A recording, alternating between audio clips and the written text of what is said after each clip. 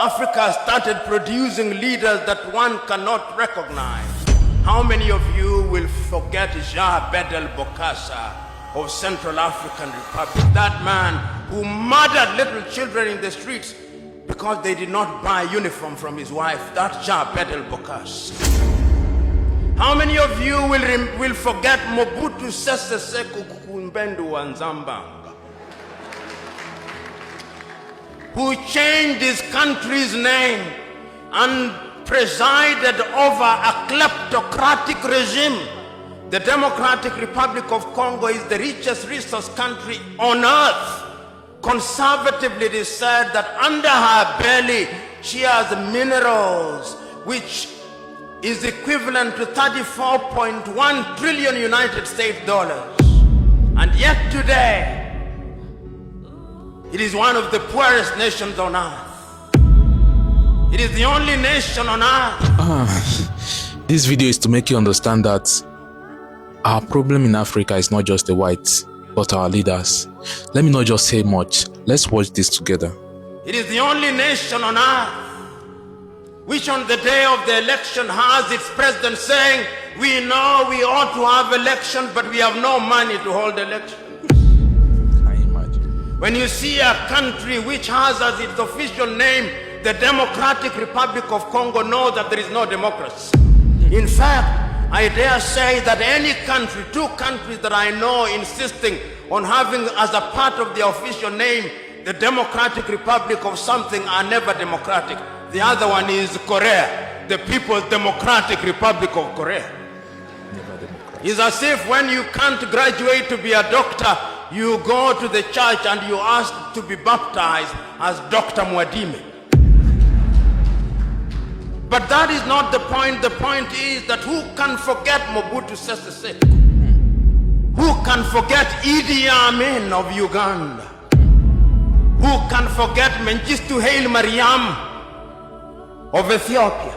And one can go on and on, because hygiene had started disappearing from African politics. Our agriculture was beginning to suffer. European musicians who had a little sense of guilt came to perform in Africa. Bob Geldof, to free the Ethiopians out of hunger. There was no hygiene in our politics. Not at all. We could not run our education systems. Our young men and women were going to India because the budgets meant for education were consumed by individuals whom we had entrusted with the task of presiding over it. Our health sectors were beginning to collapse. And as I've said before, the political leadership did not have any faith in those institutions. Typically, the typical African politician, perhaps not in Tanzania today, if they were sick, they had a cold, they would not go to Muhimbili, they would go to London. If they were Kenyan, they would not go to Kenyatta Hospital, they would run to the United Kingdom. Tragedy, no hygiene in our politics, because Africans had started engaging in theft. In fact, I used to say that African politicians were thieves. Then I went to Uganda and I was told that they are not thieves, they are looters. And when I went to Liberia last week, I was told they are not looters. I was told they are looters on an industrial scale. That is the logical metamorphosis of the African politician, whose appetite for public wealth is completely insatiable. Hygiene was disappearing from African politics, and we could see the effect of the disappearance of hygiene in African politics. But there was always the erstwhile colonial master to assist. Coup d'etats started visiting Africa. Modibo Keita in Mali was consumed. Nnamdi Azikiwe in Nigeria was consumed. The Osagie for Kwame Nkrumah was consumed. Very strategic. Apollo Milton Obote was consumed. Amilcar Cabral in Guinea-Bissau was consumed. Patrice Emery Lumumba was consumed. Coups were so frequent in Africa that Afro-pessimists were now hard to say that coups were as frequent as breakfast. But even breakfast was not frequent on African tables. We could not feed ourselves at all. because there was no hygiene in African politics. Your typical African politicians took the view that they had a divine mission to preside over their countries. They arrogated to themselves the monopoly of wisdom. If you listen to some of them, and I listen to the radio announcements announcing the activities of one leader of an African country, Habyarimana Juvenal, it would take 3 minutes to say the things that he had done. He was the leading farmer. He was the leading singer. He was the leading intellectual. He was the leading husband. And he was the leading everything. We had monsterized our leaders, and they became immune from any kind of advice. Meanwhile, the African was suffering. The African woman who thought that upon attainment of political independence, she would now deliver in a decent hospital was still the victim of a village midwife. The African woman was suffering. The African woman who thought that they would now get water in a tap in their home was still running 5 kilometers away to get water. Meanwhile, our monster leaders were laundering their clothes in France and in Paris. The African woman who thought that they would go to Kariakoo market here in Dar es Salaam or Owino market in Kampala, Uganda, and get all the goodies could not get them because meanwhile the Minister for Agriculture had agreed that bad seed be supplied, and meanwhile we were getting mangoes from Europe. The African woman who thought that they could have food on the table could not have food on the table. We had killed all our sugar industries that we may have sugar from Brazil and Mexico. Can you imagine? And the African youth was no different. The African youth who thought that upon realization of independence, there would be occasion for them to get employment was now being humiliated at the embassies of the United States of America as he struggled to get the almighty green card. The young African who thought that liberation would bring something new was now struggling at the United Kingdom embassy, filling a document that is 50 pages long, being asked who their great-great-grandfathers were and what enterprise they were engaged in. And they could not stop there. They went to the Australian embassy and to the French embassy, and the treatment was the same. The African youth was being treated like a leper, like a pariah, like a subhuman being. And they were asking, for what purpose did we gain this thing called independence? For what purpose?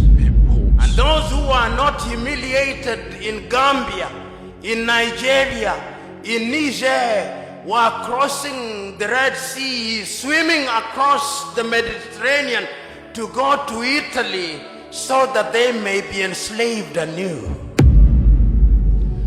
Meanwhile, the African leader was busy looting from their countries and buying mansions in Paris and in London and in Florida, and driving private jets and helicopters and being addressed as their excellencies and honorables instead of being addressed properly as horribles.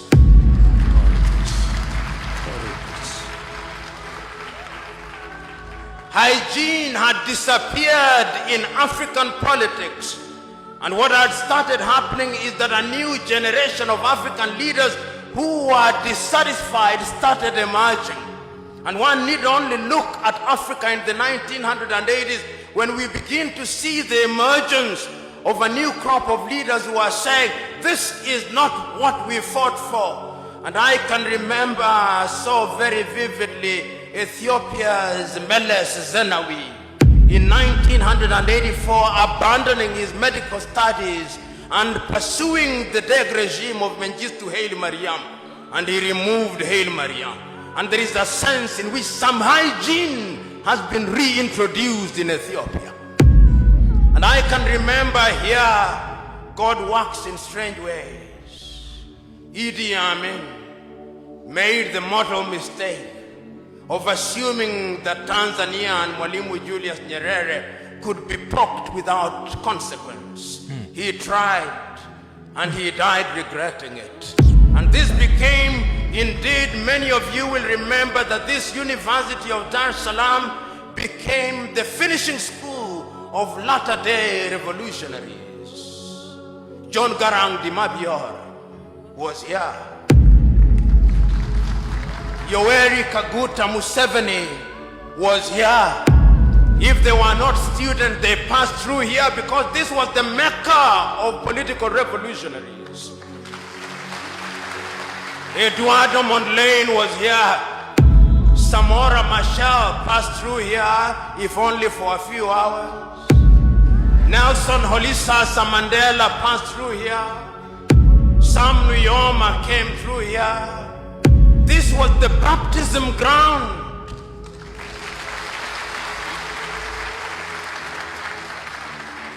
And the high priest was Mwalimu Julius Kambarage Nyerere.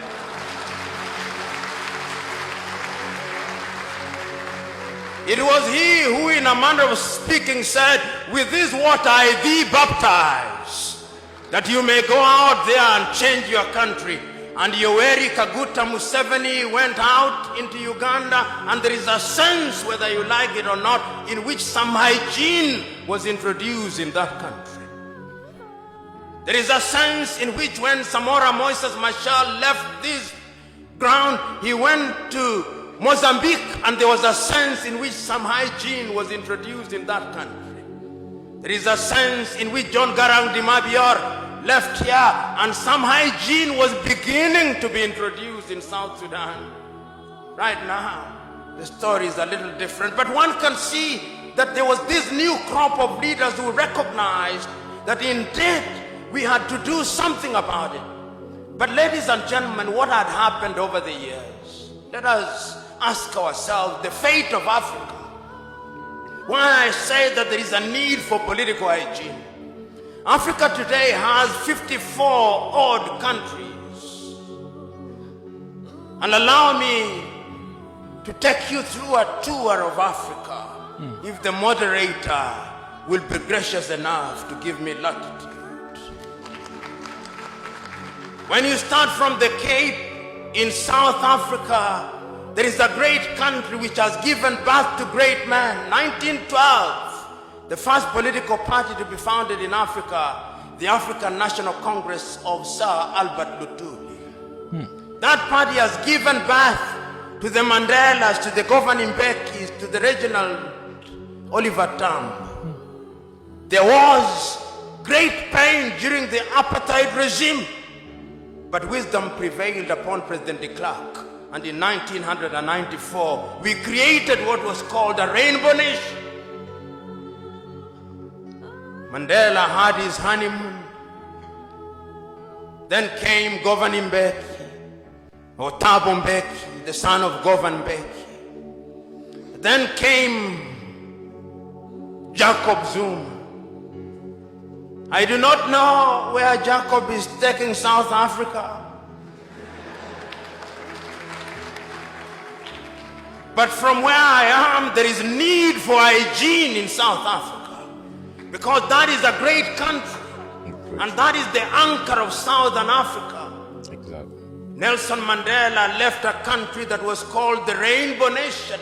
Today I'm beginning to hear them talk about the Zulu and the Xhosa and the Pedi. It is your own Mwalimu Julius Kambarage Nyerere who says, katika karne ya 21 mnasema tupande basi la makabila. Hiyo ni ujinga na upumbavu.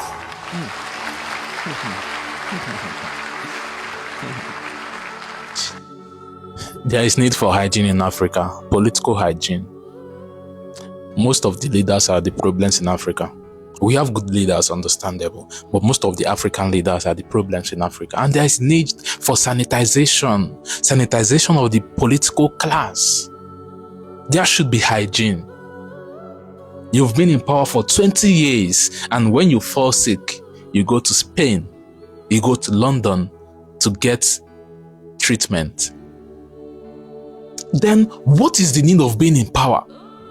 What is the need of being on that seat when you cannot even bring standard healthcare system in your country? What is the need? Taking Africa backwards.